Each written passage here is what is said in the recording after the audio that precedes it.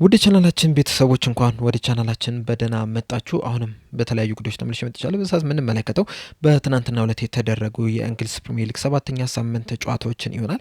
በተለይ ደግሞ ብሬንትፎርድ ከማንቸስተር ሲቲ ጋር ያደረጉትን ጨዋታ እንግዲህ በትኩረት የምንመለከተው ጉዳይ ይሆናል።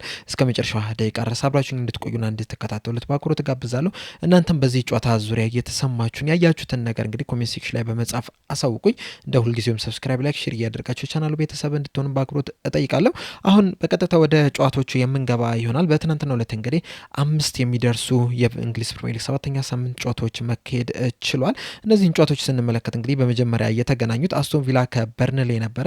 ይህንን ጨዋታ እንግዲህ አስቶን ቪላ 2-1 በሆነ ውጤት ማሸነፍ ችሏል። የአስቶን ቪላን ሁለቱንም ግቦች እንግዲህ ማለን ሲያስቆጥር የበርንሌን ብቸኛ ግብ ደግሞ ኦጉቹዋ ማስቆጠር ችሏል። ይህ ድል እንግዲህ ለአስቶን ቪላ በጣም ትልቅ ሚኒንግ አለ፣ በጣም ትልቅ ድል ነው። ምክንያቱም እንግዲህ የዚህን ሲዝን አጀማመራቸውን ስንመለከት እንግዲህ ያን ያህል ጥሩ የሚባል አልነበረም። ለማሸነፍ ራሱ በጣም ረዥም ጊዜ የሚባልን ወስዶባቸዋል። የመጀመሪያዎቹን 5 ጨዋታዎች እንግዲህ ምንም ጨዋታ ማሸነፍ አልቻሉም ነበረ። ከኒውካስል ጋር ያደረጉትን አቻ፣ በብሬንትፎርድ እንደዚሁም በክሪስታል ፓላስ መሸነፍ ችሏል። ከዛ በኋላ ያደረጓቸውን 3 ጨዋታዎች ደግሞ አቻ በሆነ ውጤት ነው ማጠናቀቅ የቻሉት ከኤቨርተን፣ ከብሬንትፎርድ እንደዚሁም ደግሞ ከሰንደርላንድ ጋር ያደረጓቸውን ጨዋታዎች። ከዛ በኋላ ነው እንግዲህ ቦሎኛን በኢሮፓ ሊግ 1-0 በሆነ ውጤት በማሸነፍ የማሸነፍ ድላቸውን በዚህ ሲዝን መጀመር የቻሉት። ከቦሎኛ ጨዋታ በኋላ ግን የትናንትናውን ጨዋታ ጨምሮ 3 ጨዋታዎችን በተከታታይ ማሸነፍ ችሏል። በአጠቃላይ እንግዲህ እነዚህን 4 ጨዋታዎች ሲያሸንፉ በድምሩ 8-2 በሆነ ውጤት ነው ማሸነፍ የቻሉት እና በእነዚህ 4 ጨዋታዎች እንግዲህ 8 ጎሎች ሲያስቆጥሩ 2 ጎሎች ብቻ ነው መቆጠር የቻለባቸው እና በዚህ ሰዓትም እንግዲህ በፕሪሚየር ሊግ ያላቸውን የደረጃ ሰንጠረዥ ስንመለከተው እንግዲህ በሰበሰቧቸው 9 ነጥቦች 13ኛ ደረጃ ላይ መቀመጥ ችሏል እና መጀመሪያ ላይ ከነበረባቸው ሁኔታ እንግዲህ አሁን ላይ የተሻለ ቦታ ላይ መቀመጥ ችሏል። በርንሌ በበኩላቸው እንግዲህ እስካሁን ድረስ 1 ጨዋታ ብቻ ነው ማሸነፍ የቻሉት። በ5 ጨዋታዎች መሸነፍ ችሏል። ጥሩ የሚባል ጅማሮን መጀመር ችለው ነበረ። ጥሩ የሚባል እንቅስቃሴን እያደረጉ ነበረ።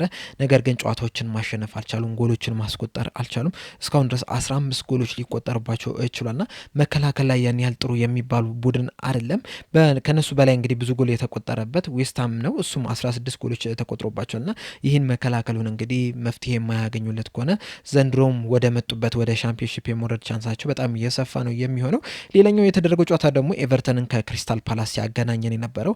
ይህንን ጨዋታ እንግዲህ ሙኒዝ ባስቆጠረው ግብ ክሪስታል ፓላሶች 1-0 መምራት ችለው ነበረ። ነገር ግን ኒዲያ 76ኛው ደቂቃ እንደዚሁም ደግሞ ግሪሊሽ 93ኛው ደቂቃ ላይ ባስቆጠሯቸው ግቦች ኤቨርተኖች ከኋላ በመነሳት ማሸነፍ ችሏል። ለክሪስታል ፓላስ እንግዲህ ከ19 ጨዋታዎች በኋላ የተሸነፉት የመጀመሪያው ሽንፈት ሆኗል። በዚህ ዙሪያ እንግዲህ አሰልጣኝ ግላስነር ሲጠየቁ ምንድን ነው ያሉት? ከረዥም ጊዜ በኋላ የተሸነፍነው ጨዋታ ነው እና መሸነፍንም ረስተነው ነበርና በመሸነፋችን በጣም አዝኛለሁ የሚል አስተያየትን ሰጥቷል። ይህ ድል እንግዲህ ለኤቨርተን በጣም ትልቅ ትርጉም ያለው ነው። ምክንያቱም ደግሞ በሞይስተር እንግዲህ በጣም እየተነቃቃ ያለ ቡድን ነው። በዚህ ሰዓትም እንግዲህ ያሉበትን ደረጃ ስንጠረዥ ራሱ ስንመለከተው በ11 ነጥቦች 8ኛ ደረጃ ላይ ነው የተቀመጡትና 4ኛ ደረጃ ላይ ካለው ከበርንማውዝ እንግዲህ የ3 ነጥብ ልዩነት ብቻ ነው ያሏቸው። እስካሁን ድረስም እንግዲህ 3 ጨዋታዎችን ማሸነፍ ሲችሉ 2ቱን አቻ ወጥተው በ2ቱ ብቻ ነው እንግዲህ መሸነፍ የቻሉት። ከተሸነፉባቸው ጨዋታዎች አንዱ ደግሞ ከሊቨርፑል ጋር ያደረጉት ጨዋታ ነው። ነገር ግን እንደ ቡድን ግን በጣም የተሻለ ቡድን ሆኖ ነው እየቀረበ የሚገኘው። ምናልባትም እንግዲህ ዘንድሮ በጣም ጥሩ የሚባል ደረጃ ላይ ይዞ ሊያጠናቅቅ የሚችልበት ቻንስ በጣም እየሰፋ ነው። ሌላኛው የተደረገውን ጨዋታ ስንመለከት ደግሞ ወልቭስን ከብራይተን ጋር ያገናኘ ጨዋታ ነበረ። ይህም ጨዋታ እንግዲህ 1-1 በሆነ ውጤት መጠናቀቅ ችሏል። ለወልቭስ እንግዲህ ይህ ውጤት ደስ የሚል አይደለም። ምክንያቱም እንግዲህ እስካሁን ድረስ በፕሪሚየር ሊጉ ምንም ጨዋታ ያላሸነፈ ክለብ ቢኖር ወልቭስ ነውና የመጀመሪያ ድሉን ለማግኘት እንግዲህ በጣም ብዙ ጊዜን እየፈጀበት ነው የሚገኘው። በዚህ ሰዓትም እንግዲህ በ2 ነጥብ 20ኛ ደረጃ ላይ ነው የተቀመጠውና ይህንን አቋማቸውን የማያሻሽሉ ከሆነ ምናልባትም በዚህ ሲዘን ወደ ታችኛው ዲቪዚዮን ሊወርዱ የሚችሉበት ቻንስ በጣም እየሰፋ ነው የሚገኘው። ምክንያቱም እንግዲህ ጥሩ የሚባል አቋምን እያሳዩ አይደለም የሚገኙት። እስካሁን ድረስ 2 ነጥብ ከ7 ጨዋታ ማለት በጣም ዝቅተኛ የሚባል ነው። ዘንድሮ እንግዲህ ከሻምፒዮንሺፕ ያደጉት ክለቦች ራሱ ከሱ የተሻለ ነጥቦችን መሰብሰብ ችሏል። በርንሌን ራሱ ብንመለከተው 4 ነጥቦችን ሲሰበስብ፣ ሊድስ በበኩላቸው 8 ነጥብ መሰብሰብ ችሏል። እንደዚሁም ደግሞ ሰንደርላንድ እስካሁን ድረስ እንግዲህ 11 ነጥቦችን መሰብሰብ ችሏል ከ7 ነጥቦችና በዚሁ አካሄድ እንግዲህ ምናልባትም ከሻምፒዮንሺፕ ያደጉት 2 ክለቦች በፕሪሚየር ሊጉ ቆይተው በእነሱ ምትክ እንግዲህ ዌስትሃም እና ውልቭስ ሊወርዱ የሚችሉበት እድል አላቸው። በጣም የሚያሳዩት እንቅስቃሴ እንግዲህ ጥሩ ካለመሆኑ እየተነሳ ማለት ነው። ሌላኛው የተደረገው ጨዋታ ደግሞ ኒውካስል ዩናይትድ ከኖቲንግሃም ፎረስት ያደረጉት ጨዋታ ነው። ኖቲንግሃም ፎረስት እንግዲህ በኒውካስል ዩናይትድ በሴንት ጄምስ ፓርክ 2-0 በሆነ ውጤት መሸነፍ ችሏል። የኒውካስልን 2 ግቦች ደግሞ ጉማሬሽና ወልትሜድ ማስቆጠር የቻሉ ተጫዋቾች መሆን ችሏል። ወልትሜድ ዋይት እንግዲህ ከስቱትጋርት ከፈረመ ጀምሮ እንግዲህ ለኒውካስል ዩናይትድ በጣም ጥሩ የሚባል እንቅስቃሴን እያደረገላቸው ነው የሚገኙ፣ ጎሎችን እያስቆጠረላቸው ነው የሚገኙ። በእርግጥ በዚህ ጨዋታ ላይ እንግዲህ ከፔናልቲ የተገኘ ኳስ ቢያስቆጥርም ማለት ነው፣ ነገር ግን በጣም ጥሩ የሚባል እንቅስቃሴን እያደረገላቸው ነው የሚገኙና ምናልባትም የአሌክሳንደር ኢሳቅ መውጣት ያን ያህል የፈሩትን ያህል እንግዲህ የጎዳቸው አይመስልም። የዚህ ተጫዋች መምጣት እንግዲህ አሌክሳንደር ኢሳቅን ያስረሳላቸው ነው የሚመስለው። ኖቲንጋም ፎረስቶች ግን በዚህ ሰዓት ላይ እንግዲህ አጣብቅኝ ውስጥ ነው የሚገኙት። እንደሚታወቀው እንግዲህ ከኑኖ ኤስፒሪቶ ሳንቶስ ጋር መለያየታቸው አይዘነጋም። በዚህ ሰዓት እንግዲህ ኑኖ ኤስፒሪቶ ሳንቶስ የዌስትሃም አሰልጣኝ ነው እና ከዚህ አሰልጣኝ ጋር ከተገለያዩ በኋላ እንግዲህ አንቼ ፖስቴኮግሉ ነበረ መቅጠር የቻሉት። ነገር ግን እሱን ከቀጠሩ በኋላ እንግዲህ እስካሁን ድረስ ምንም አይነት ጨዋታዎችን ማሸነፍ አልቻለም። 2 ጊዜ አቻ ወጥቷል። የቀሩትን ግን እንዳለ መሸነፍ የቻለ ቡድን ሆኗልና ጥሩ የሚባል አጀማመርን አይደለም እየጀመረ የሚገኘው። ምናልባትም እንግዲህ በዚህ አሁን ባለንበት የኢንተርናሽናል ብሬክ ወቅትም እንግዲህ ምናልባት አንቼ ፖስቴኮግሉ ሊባረሩ የሚችሉበት ቻንስ አለ እየተባለ ይገኛል። የሚያሳዩት እንቅስቃሴ የሚፈለገውን ያህል አይደለም። በፊት የምናውቃቸው ይሄ ጠንካራ የመከላከል አቋማቸው ላይ ራሱ አይገኙም ያሉት፣ ጎሎችንም እያስቆጠሩ አይደሉምና በጣም ችግር ውስጥ ያለ ክለብ ሆኗልና ምናልባትም እንግዲህ በቅርቡ አሰልጣኙን አባረረ ሲባል የምንሰማበት እድልም ሊኖር ይችላል። ኒውካስል በአንጻሩ ግን በጣም ጥሩ የሚባል አቋም ላይ ነው የሚገኙት። በተለይ ደግሞ ዘንድሮ እንግዲህ የሻምፒዮንስ ሊግ ተሳታፊ ክለብ እንደመሆናቸው መጠን ምናልባትም ሻምፒዮንስ ሊግን በተጫወቱ ቁጥር እንግዲህ የፕሪሚየር ሊግ አቋማቸው ሊበላሽ ይችላል የሚሉ አንዳንድ ሀሳቦች ሲነሱ ነበረ። በእርግጥ እስካሁን ድረስ እንግዲህ 2 ጨዋታዎችን ብቻ ነው ማሸነፍ የቻሉት። 3 ጨዋታዎችን አቻ ወጥቷል። 2ቱ ደግሞ መሸነፍ ችሏል። አንደኛውን የተሸነፉት በአርሰናል ነው፣ ሌላኛውን የተሸነፉት ደግሞ በሊቨርፑል ነውና በጣም ትልልቅ ክለቦች በሚባሉ ነው የተሸነፉት። ለዚህ ለፕሪሚየር ሊጉ ዋንጫ በሚጠበቁ ቡድኖች ስለተሸነፉ እንግዲህ ያን ያህል የሚከፉ አይመስለኝም። ነገር ግን ደግሞ 3 ጊዜ አቻ የወጡት ግን የዘንድሮ ሲዝናቸውን ሊጎዳ ይችላል። በተለይ ደግሞ ያሉበትን የደረጃ ሰንጠረዥ ስንመለከተው እንግዲህ ምናልባትም ከዚህ የበለጠ ማሻሻል እንዳለባቸው የምንረዳ ይመስለኛል። በዚህ ሰዓት እንግዲህ በ7 ጨዋታዎችን አድርገው 9 ነጥቦችን በመሰብሰብ 11ኛ ደረጃ ላይ ነው የተቀመጡትና ከኒውካስል በላይ ያለውን ቡድን ስንመለከት እንግዲህ ማንቸስተር ዩናይትድ በ10 ነጥብ 10ኛ ደረጃ ላይ፣ ሰንደርላንድ ደግሞ በ11 ነጥብ 9ኛ ደረጃ ላይ ነው የተቀመጡትና ከነዚህ 2 ክለቦች ደግሞ በጣም የተሻለ ስብስብ ነው ያሏቸው ኒውካስል ዩናይትዶችና ከዚህ የተሻለ ነገር ማድረግ ያለባቸው ይመስለኛል። ሌላኛው በመጨረሻ የተደረገው ጨዋታ ደግሞ ብሬንትፎርድን ከማንቸስተር ሲቲ ጋር ያገናኘ ጨዋታ ነው የነበረው። ይህ ጨዋታ እንግዲህ በማንቸስተር ሲቲ 1-0 በሆነ ውጤት አሸናፊነት መጠናቀቅ ችሏል። የማንቸስተር ሲቲን ጎል ደግሞ ሁልጊዜ የሚያስቆጠረው ኤርሊንግ ሃላንድ 9ኛው ደቂቃ ላይ ነበረ ማስቆጠር የቻለው። ኤርሊንግ ሃላንድ እንግዲህ እስካሁን ድረስ በዚህ ሲዝን በሀገራትም በክለቦችም ያደረጋቸውን ጨዋታዎች እንዳለ እንግዲህ 18 ግቦችን ማስቆጠር ችሏል። በፕሪሚየር ሊጉ ብቻ እንግዲህ 9 ግቦችን ማስቆጠር የቻለ ተጫዋች ይሆናል። ዘንድሮ እንግዲህ ማንቸስተር ሲቲ ዋንጫ ማንሳት የሚፈልግ ከሆነ መፎካከር የሚፈልግ ከሆነ እንግዲህ የዚህ ተጫዋች ሙሉ ጤንነት በጣም አስፈላጊ ነገር ይመስለኛል። ምክንያቱም በጣም ብዙ ጎሎችን እያስቆጠረላቸው ነው የሚገኙና ኤርሊንግ ሃላንድ እዚህ ቡድን ውስጥ የማይኖር ከሆነ በተለያዩ ምክንያቶች እንግዲህ ማንቸስተር ሲቲዎች ይህን ተጫዋች የሚያጡት ከሆነ ምናልባትም የማንቸስተር ሲቲ ዋንጫ የማንሳት ፍላጎት እንግዲህ የሚከስም ይመስለኛል። በጣም ድንቅ የሚባልን ጊዜን እያሳለፈ ነው የሚገኘው። በዚህ ጨዋታ ላይ እንግዲህ ማንቸስተር ሲቲ በጣም ጥሩ የሚባል ጅማሮን መጀመር ችሎ ነበር። በተለይ ደግሞ የመጀመሪያው አጋማሽ ላይ የተሻለ መንቀሳቀስ ችሎ ነበር። ሙሉ ለሙሉ በሚባል መልኩ እንግዲህ ብሬንትፎርዶችን መብለጥ ችሎ ነበር። በእርግጥ ብሬንትፎርዶች በካውንተር አታክ እንደዚሁም በረጃጅም ኳሶች እንደዚሁም በቆሙ ኳሶችም ለመጠቀም እንግዲህ ጥረት ሲያደርጉ ተመልክተናል። ነገር ግን ፈርስት ሃፍ ላይ ግን ማንቸስተር ሲቲ በጣም የተሻለ ቡድን ሆኖ መመልከት ችለናል። አንዳንድ ስታቶችን ስንመለከት ራሱ የፈርስት ሃፍና የሰከንድ ሃፉ እንግዲህ ልዩነቱን በደንብ የምንመለከት ይመስለኛል። ፈርስት ሃፍ ላይ እንግዲህ ማንቸስተር ሲቲዎች 9 ሙከራ ማድረግ ችለዋል። ከነዚህ 9 ሙከራዎች 4ቱ ኦን ታርጌት ነው የነበሩት፣ 2ቱ ደግሞ ቢግ ቻንስ ነው የነበሩት። አንዱን ቢግ ቻንስ ሚስ ቢያደርጉትም ማለት ነው። ብሬንትፎርዶች በበኩላቸው እንግዲህ 1 ሙከራ ብቻ ነው ማድረግ የቻሉት፣ ያም እንግዲህ ኦን ታርጌት አይደለም የነበረው። ሰከንድ ሃፍ ላይ ግን የተገላቢጦሽ ሆኖ ብሬንትፎርዶች 5 ሙከራዎችን ማድረግ ችሏል። 1 ኦን ታርጌት፣ 1 ደግሞ ቢግ ቻንስ ማግኘት ችሎ ነበር። ያችን ቢግ ቻንስ እንግዲህ ሚስ ማድረግ ችለዋል። የማንቸስተር ሲቲን ስንመለከተው ደግሞ ሰከንድ ሃፍ ላይ 1 ሙከራ ብቻ ነው ማድረግ የቻሉት። ያ ሙከራም እንግዲህ ኦን ታርጌት አይደለም የነበረው። ኤክስፔክትድ ጎሉ ራሱ 0.03 ነው የነበረው እና ሰከንድ ሃፍ ላይ እንግዲህ ሙሉ ለሙሉ የሉም ማለት እንችላለን። ፈርስት ሃፍ ላይ በጣም ድንቅ የሚባለውን ማንቸስተር ሲቲ መመልከት ችለናል። ሰከንድ ሃፍ ላይ ደግሞ የሚከላከለውን ማንቸስተር ሲቲን የተመለከት ነውና ብሬንትፎርዶች ሰከንድ ሃፍ ላይ የተሻለ መንቀሳቀስ ችሎ ነበር። የተለያዩ እድሎችንም ማግኘት ችሎ ነበር።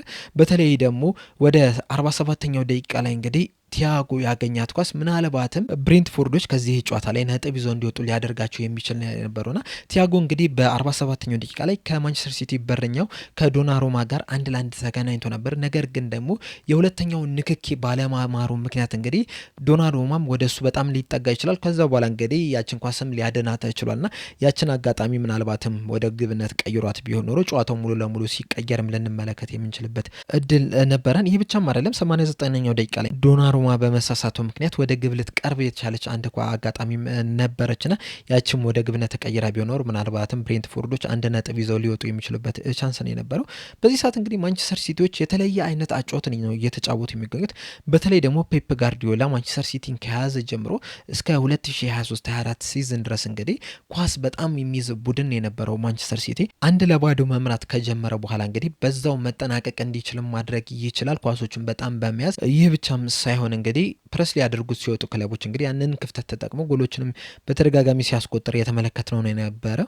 አምና ግን ያ ነገርን መመልከት አልቻልንም ነበር። ማንቸስተር ሲቲ ኳስ መያዝ እስኪቸግረው ድረስ ተመልክተናል። በተለይ ደግሞ ሮድሪ የኤሲኤል ጉዳት ካጋጠመው በኋላ እንግዲህ ያንን ጥንካሬውን ሲያጣ ተመልክተናልና በማንቸስተር ሲቲ ደረጃ የማይጠበቀውን ነገር እንግዲህ ሲያደርግ የተመለከትንባቸው ጊዜያቶችም ነው የነበሩትና በጣም ተቸግሮ ያሳለፈው አመት ነው የነበረው ያለፈው ሲዝን።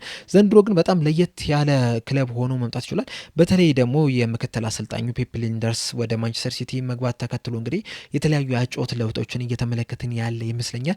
እንደ ገገን ፕሬሲንግ አይነት ነገሮችን እየተመለከትን ነው የምንገኘው። ፈጣን አይነት ጨዋታዎችን እየተመለከትን ነው የምንገኘው። እንዳለፉት ጊዜያቶች እንግዲህ በጣም ብዙ ኳሶችን የሚይዘውን ሲቲን አይደለም እየተመለከትን የምንገኘውና ለየት ያለ አጨዋወት ይዞ ለመምጣት እንግዲህ እየሰራ እንደሆነ እንግዲህ አንዳንድ ምልክቶችን እየተመለከትን ነው የምንገኘው። አጨዋወቱን ብቻም ሳይሆን እንግዲህ እያመጣቸው ያሉትን ተጫዋቾች ስንመለከተው ከማንቸስተር ሲቲ ሲከተሉት ከነበረው ፊሎሶፊ አንጻር በተለይ ደግሞ ፔፕ ጋርዲዮላ የሚወደው አይነት አጨዋወት አንጻር እንግዲህ ያን ያህል ትርጉም የሚሰጡ ተጫዋቾች አይደሉም። ምክንያቱም እዛ ላይ ፐርፌክት የሚባሉ አይደሉም። ሌሎች ፐርፌክት የሚባሉ ተጫዋቾች አሉና እነሱን አይደለም እያመጣ የሚገኙ ሌሎች ተጫዋቾችን እያመጣ የሚገኙና ያ ነገር ደግሞ ምናልባትም አጨዋወቱን ለመቀየር ፍላጎት እንዳለው እንግዲህ የሚያሳዩን ፍንጮች ናቸውና በጨዋታዎች ላይም እንግዲህ እየተመለከትን ነው የምንገኘው። እንዴት አይነት አጨዋወት ነው እየተጫወቱ ያሉት፣ ምን አይነት ሲስተም ነው ይዞ እየገባ ያለው የሚለው ነገር እንግዲህ በደንብ እያሳየን ይመስለኛል።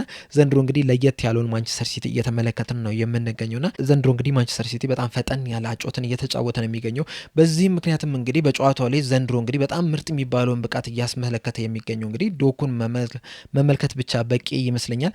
ባለፉት ሲዝናቶች እንግዲህ ዶኩ ያን ያህል የመጮቻ ጊዜ አልተሰጡም። ዘንድሮ ግን በጣም ምርጡን ዶኩን እየተመለከትን ነው የምንገኘው። ከሃላንድ በመቀጠል እንግዲህ የማንቸስተር ሲቲ ወሳኝ ተጫዋች እስከ መሆን ደረጃም የደረሰበትም ጊዜ መመልከት ችለናልና ያም የሚያሳየው እንግዲህ ፔፕ ጋርዲዮላ ከበፊት አጨዋወቱ እንግዲህ ለወጥ ለማድረግ እየሞከረ መሆኑን ይመስለኛልና ማንቸስተር ሲቲዎች እንግዲህ ፔፕ ጋርዲዮላ ከመጣ ጀምሮ በዚህ ሲዝን እንግዲህ ፈጠን ያለውን ማንቸስተር ሲቲ እየተመለከትን ይመስለኛል። ጥሩ የሚባል ውብ የሚባል ጨዋታን እየተጫወቱ ነው የሚገኙትና ፈርስት ሃፍም ያንን ነገር ነው የተመለከትነው።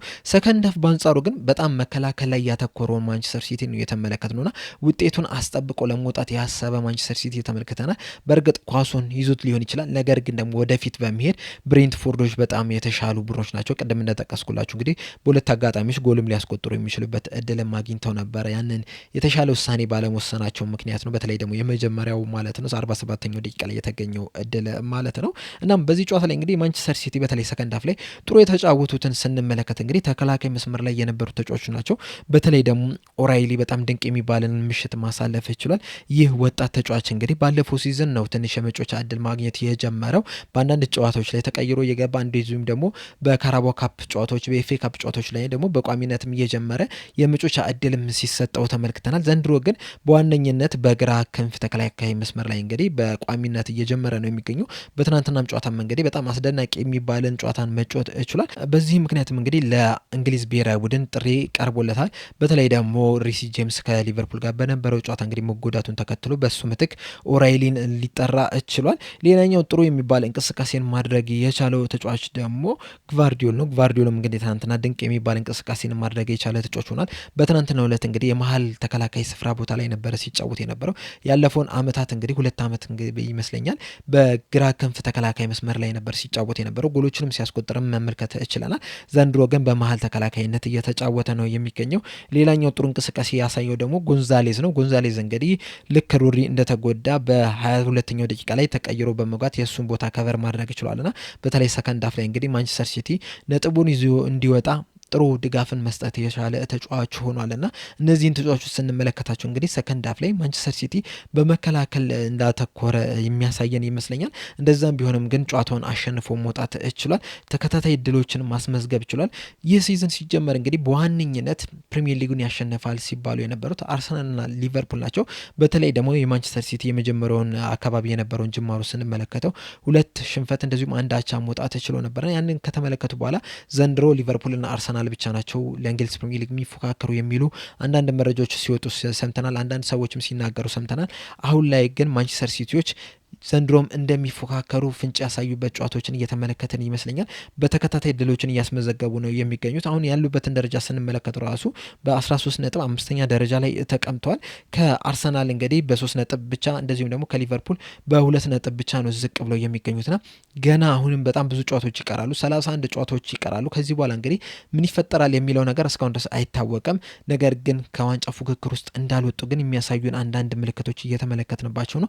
ነገር ግን ለማንቸስተር ሲቲ አንድ አሳሳቢ ሊሆንባቸው የሚችለው ነገር ቢኖር ምንድን ነው የሮድሪ መጎዳት ነው። አሁን ላይ ባሉት መረጃዎች መሰረት ትናንትና እንግዲህ ከጨዋታው በኋላ እንደ ፔፕ ጋርዲዮላ እንደሰጠው አስተያየት ከሆነ ለ3 ሳምንት ከሜዳ ይርቃል የሚል መረጃ ወጥቷል። ሮድሪ ባጋጠመው ጉዳት ምክንያት ጥሩነቱ ምንድነው 2 ሳምንት በኢንተርናሽናል ብሬክ ጨዋታዎች ምክንያት ምንም አይነት ጨዋታ አይደረግም። ከዛ በኋላ እንግዲህ ከሜዳ ሊርቅ የሚችለው 1 ሳምንት ብቻ ነው የሚሉ መረጃዎች እየወጡ ነው የሚገኙት። በዛ ሰዓትም እንግዲህ በፕሪሚየር ሊጉ ከኤቨርተንና ከአስቶን ቪላ ጋር እንደዚሁም ደግሞ በሻምፒዮንስ ሊጉ ከቪላሪያል ጋር የሚያደርገው ጨዋታ እንግዲህ ያመልጧል ተብሎ ነው እየተጠበቀ የሚገኘው። ምናልባትም እንግዲህ ከነዚህም ፈጥኖ ሊደርስ የሚችልበት እድል አለ፣ ከነዚህም ደግሞ ዘግይቶም ሊደርስ የሚችልበት እድል አለ። እስካሁን ድረስ ባለው ግን 3 ሳምንት ነው። በእነዚህ 3 ሳምንት ውስጥ እንግዲህ እነዚህ 3 ጨዋታዎች ናቸው የሚያመጡትና እነዚህ 3 ጨዋታዎች እንግዲህ ከቀላል የሚባሉ አይደለም። በተለይ ደግሞ በፕሪሚየር ሊጉ ከኤቨርተንና ከአስቶን ቪላ ጋር የሚያደርገው ጨዋታ እንግዲህ በጣም አስቸጋሪ ጨዋታዎች ናቸው እና ይህንን ጨዋታ እንግዲህ እሱ ሳይኖር ማሸነፍ የሚችሉ ከሆነ ለነሱ ተጨማሪ የሞራል ግንባታ ነው የሚሆንላቸውና ዘንድሮ እንግዲህ እያንዳንዱ ጨዋታዎች ባሸነፉ ቁጥር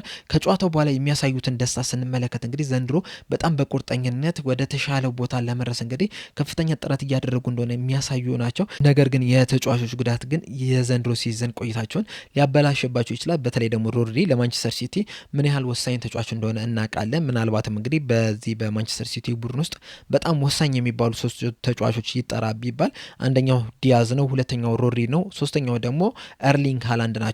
በደረጃ አይደለም ያስቀመጥኳቸው። እነዚህ 3 ተጫዋቾች ግን ለማንቸስተር ሲቲ በጣም ወሳኝ ናቸውና ከነዚህ ተጫዋቾች እንግዲህ አንዱ የሚጎዳ ከሆነ በተለይ ደግሞ ለረጅም ጊዜ የሚጎዳ ከሆነ አመታቸውን ሊያበላሽባቸው ይችላልና በዚህ ጨዋታ ላይ እንግዲህ ማሸነፋቸው ደስ ቢልም የዚህ የሮድሪ ጉዳት ግን አሳሳቢ ነገር ይመስለኛል። በእርግጥ ጎንዛሌስ ጥሩ የሚባል እንቅስቃሴ ማድረግ ይችላል። ነገር ግን ደግሞ በሮድሪ ደረጃም አይደለም የሚገኘውና ከዚህ በኋላ እንግዲህ ማንቸስተር ሲቲ ምን አይነት አቋምን ያሳያል የሚለው ነገር እንግዲህ አብረን የምንመለከተው ይሆናል። በአጠቃላይ እንግዲህ ለዛሬ ያስኩላችሁ እነዚህን ይመስላሉ።